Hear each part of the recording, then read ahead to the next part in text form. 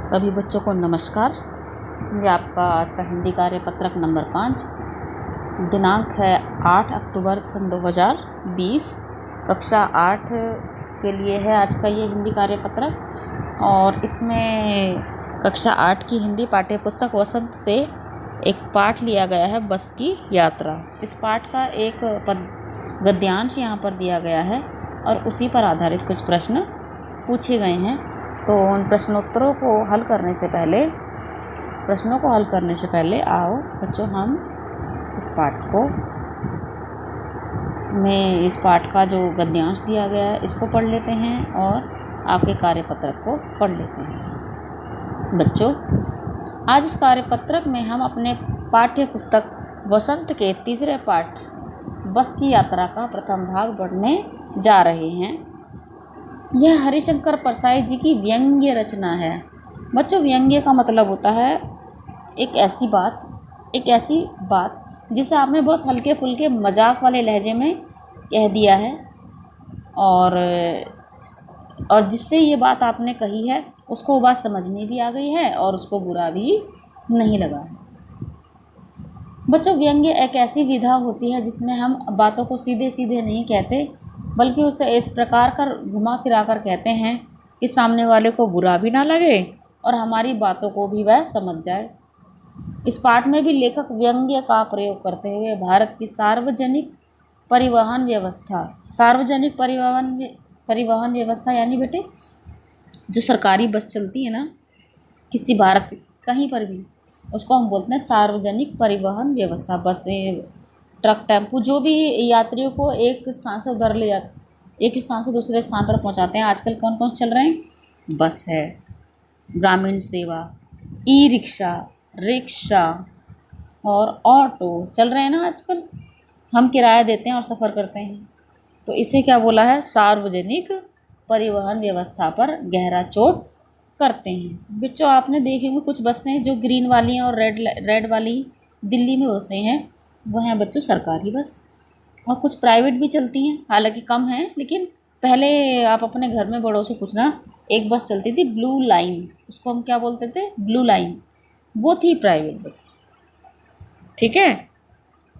हालांकि अब बसें कम है, फिर भी आप देखो इक्की दुक्की दिख जाएंगी कहीं भी, आपको सफ़ेद रंग की किसी अलग रंग की दिख जाएगी, तो वो सरकारी बस नहीं है। आपकी 3 तरह की सरकारी बसें हैं दिल्ली में भी। एक है संतरी रंग की, ऑरेंज कलर की, एक है ग्रीन और एक है लाल। मुख्य रूप से ये चल रही हैं, ठीक है। और इनको ही क्या कहते हैं हम? सार्वजनिक परिवहन व्यवस्था। ऐसी भी जिसमें कोई भी बैठ सके, सरकारी व्यवस्था पर गहरा चोट करते हैं। आइए इस पाठ को पढ़ते हैं और समझते हैं। तो बच्चों, इससे पढ़ने से पहले मैं आपको बता दूं, लेखक ने सार्वजनिक परिवहन व्यवस्था पर गहरा चोट करते हैं लेखक अपने इस व्यंग्य से। तो हमारे इसमें आपने देखा होगा, हमारी लाल और संतरी रंग की और हरे रंग की बस बताई है मैंने आपको, मुख्य रूप से जो दिल्ली सरकार या भारत सरकार के अधीन चलती हैं। इसका किराया सरकार के पास जाता है और रखरखाव भी सरकार करती है, ठीक है। आपने देखा होगा स्टैंड पर टाइम टू टाइम हर जगह की बस, बहुत सारे बस स्टैंड बने हैं, बहुत सारे रूट बने हुए हैं, है ना। तो टाइम टू टाइम आती है। अगर हमारी बस टाइम टू टाइम ना आए तो क्या होगा? हम अपने गंतव्य तक टाइम पर पहुंच जाएंगे? नहीं। तो जो आपका व्यंग्य है, इसमें ऐसी ही व्यवस्था परिवहन व्यवस्था पर का मजाक उड़ाया है कि कैसी कैसी बस परिवहन व्यवस्था में रखी हुई थी। पढ़ें। हम 5 मित्रों ने तय किया कि शाम 4 बजे की बस से चलें। यानी 5 मित्रों ने डिसाइड कर लिया, एक निश्चय ले लिया कि शाम 4 बजे की बस से अपने दिल्ली चलेंगे, मतलब शहर की तरफ चलेंगे, दिल्ली नहीं सॉरी, शहर की तरफ चलेंगे। पन्ना से इसी कंपनी की बस सतना के लिए घंटे भर बाद मिलती है, जो जबलपुर की ट्रेन मिला देती है। बच्चों, ये मध्य प्रदेश का एरिया है, ठीक है। शायद मध्य प्रदेश का है। इसमें जगह का नाम है पन्ना। तो पन्ना से जो ये बस है, इसी कंपनी की जो एक और बस है, वह सतना के लिए घंटे भर बाद मिल जाएगी। मतलब पन्ना से कहाँ जाएगा लेखक? सतना, जगह के नाम बेटे, पन्ना सतना, ठीक है। और जो सतना घंटे भर बाद मिलेगी, जो जबलपुर की ट्रेन मिला देती है। जबलपुर जाना है इन लोगों को, उनकी ट्रेन मिल जाएगी इस बस से, यदि जाएंगे तो। इस बस से जाएंगे, फिर एक और बस लेंगे तो सुबह घर पहुंच जाएंगे। तो इनका प्लानिंग क्या है? शाम को चलेंगे गांव से, अपने घर से, परिवार के पास से, और अपने कार्यस्थल पर कब पहुंच जाएंगे? सुबह। क्यों? हम में से 2 को सुबह काम पर हाजिर होना था। हाजिर यानी उपस्थित होना था, ठीक है। इसलिए वापसी का यही रास्ता अपनाना जरूरी था, क्योंकि सुबह अब उनको अपनी ड्यूटी पर पहुंचना था। या 5 लोगों में से दो लोगों को, इसलिए शाम को ही यही रास्ता अपनाना जरूरी था। लोगों ने सलाह दी कि समझदार आदमी इस शाम वाली बस से सफ़र नहीं करते। क्या रास्ते में डाकू मिलते हैं? नहीं, बस डाकिन है। तो जब ये लेखक, मैं आपको समझाती भी चल रही हूँ बेटे पैराग्राफ, जब ये लेखक स्टैंड पर खड़े थे और इन्होंने बोला कि हम शाम को 4 बजे वाली बस से जाएंगे, तो कुछ समझदार लोग वहाँ पर खड़े थे, कुछ लोग वहाँ पर खड़े थे। उन्होंने कहा था समझदार लोग इस बस से सफ़र नहीं करते। तो लेखक या उसके मित्र ने क्या पूछा, क्या क्या रास्ते में डाकू मिलते हैं? तो वहाँ के किसी व्यक्ति ने उत्तर क्या दिया? नहीं, बस डाकिन है। यानी आपको रास्ते में डाकू नहीं मिलेंगे, लेकिन ये बस ही डाकिन है, ठीक है। महिला डाकू है, डाकिन यानी महिला डाकू। बस को देखा तो श्रद्धा उमड़ पड़ी।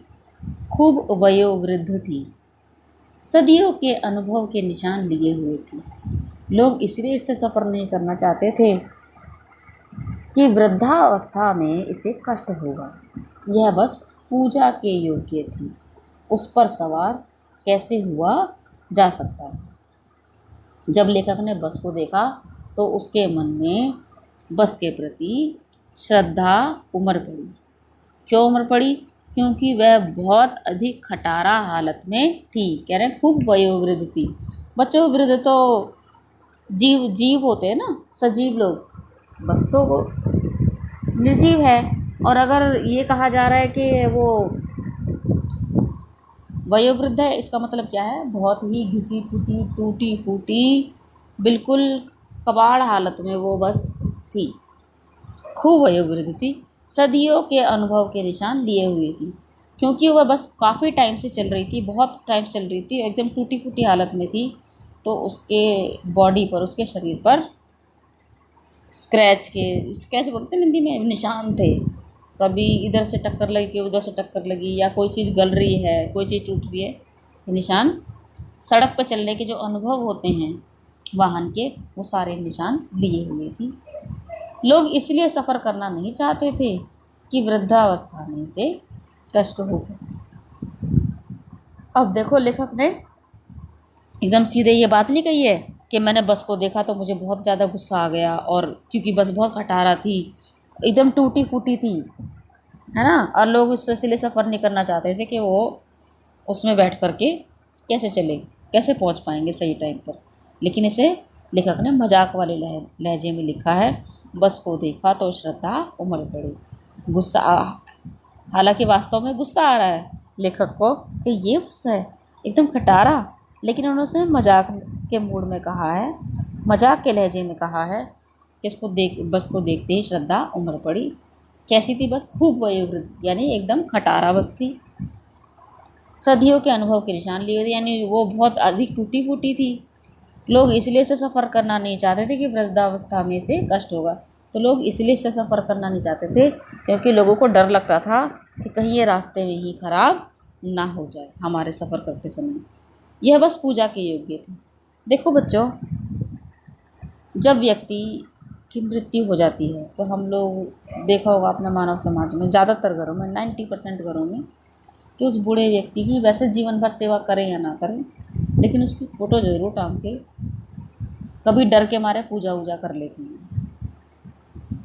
उसका इस्तेमाल अब व्यक्ति तो चला गया है ना, तो जो भी चीज़ एकदम यूज में ना हो, यहाँ पर कहने का अर्थ यही है कि यह बस पूजा के योग्य थी, यानी इस बस को जिस तरह से व्यक्ति स्वर्ग सिधार जाता है, मनुष्य स्वर्ग सिधार जाता है, उसकी फ़ोटो को घर में लगाकर उसकी पूजा की जाती है, ठीक उसी प्रकार से इस बस को भी, ये बस भी सड़क पर चलने लायक नहीं है।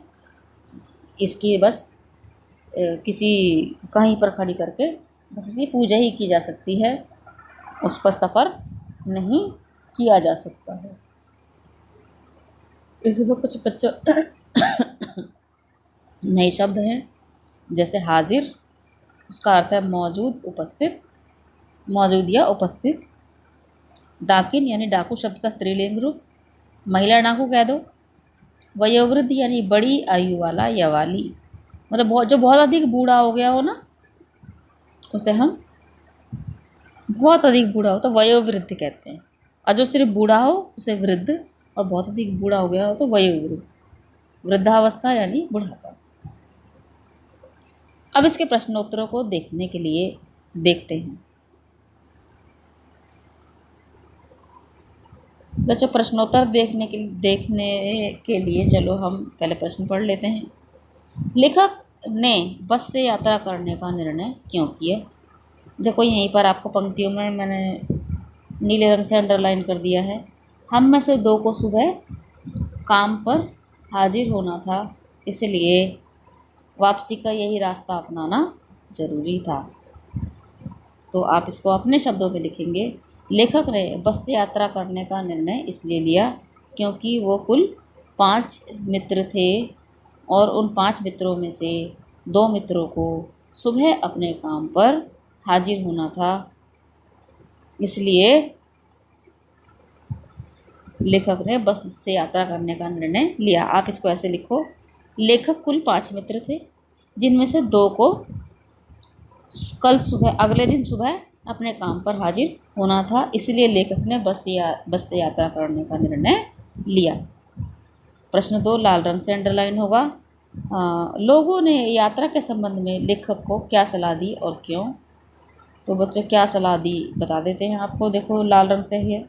लोगों ने सलाह दी कि समझदार आदमी इस शाम वाली बस से सफ़र नहीं करते। ठीक है बच्चों, क्या रास्ते में डाकू मिलते हैं? नहीं, बस डाकिन है। तो इसमें से उत्तर निकलेगा,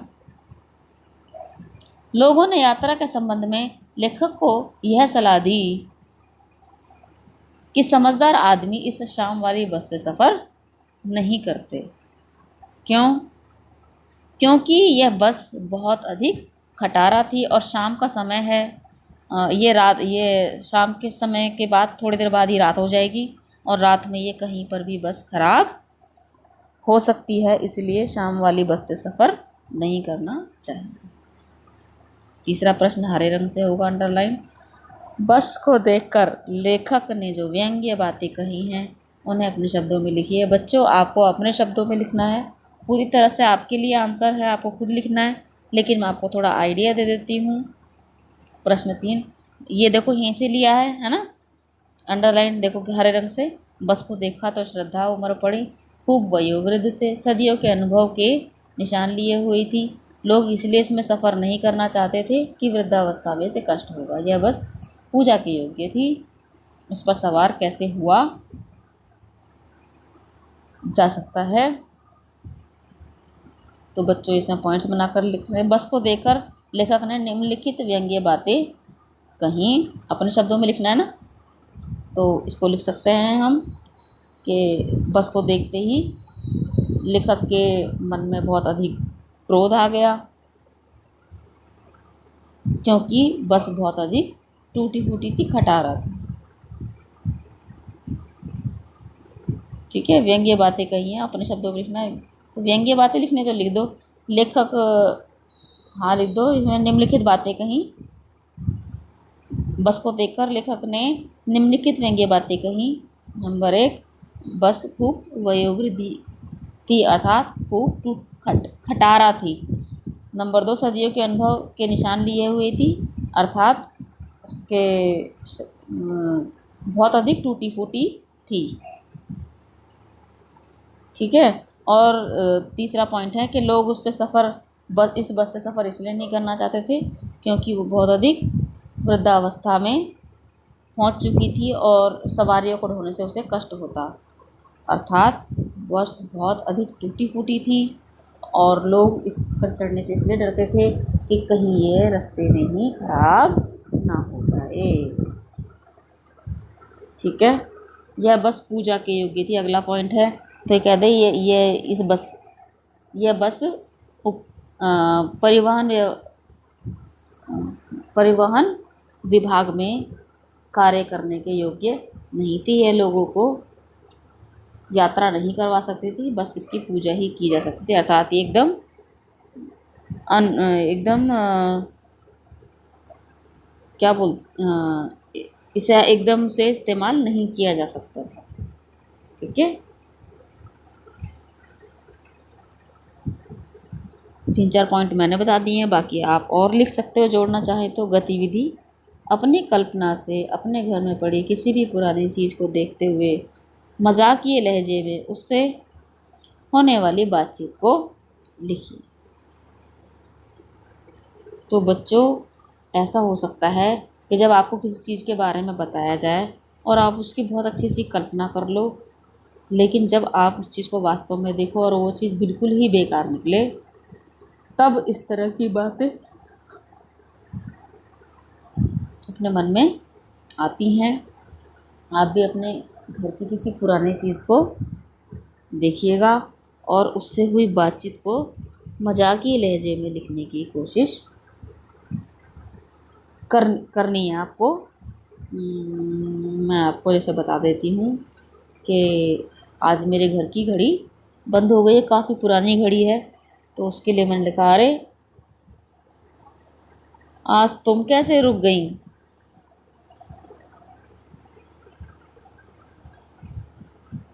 अच्छा, आज तुम थक गई हो शायद। तो आप कुछ भी इसे बातचीत, जैसे घड़ी बंद है तो कुछ भी लिख सकते हो, घड़ी है, कोई भी पुरानी चीज़ आप लिख सकते हो और उससे मजाकिये लहजे में लिखनी है उससे बातचीत। ठीक है, किसी का मजाक भी नहीं उड़ाना है, मजाकिये लहजे में, व्यंग्य वाले लहजे में लिखना है, उसका मजाक नहीं उड़ाना है। उम्मीद करती हूँ ये कार्यपत्रक आपको समझ में आ गया होगा। आपका बहुत बहुत धन्यवाद।